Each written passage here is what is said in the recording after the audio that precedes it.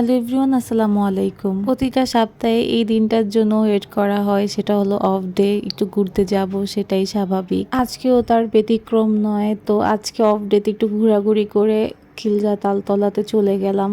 তারপর আর কি খাওয়া দাওয়ার জন্য খিলগা আপন ক্যাফেতে চলে আসলাম। অ্যাজ অলওয়েজ যখন খিলগা তালতলাতে যাওয়া হয় ওদের কফিটা খাওয়া হয়, বাট আজকে যেহেতু সন্ধ্যার সময় বের হয়েছি তার জন্য সন্ধ্যার হালকা পাতলা নাস্তা খাবো এটাই ভাবনা।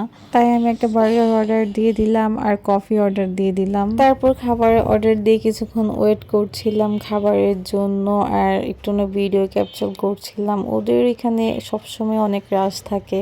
ফাইনালি আমার বার্গার আর কফি চলে আসলো। আমার জানি কেন হট কফি খেতে একদম ভালো লাগে না, তার জন্য শীতকালেও আমি কোল্ড কফি খাচ্ছি।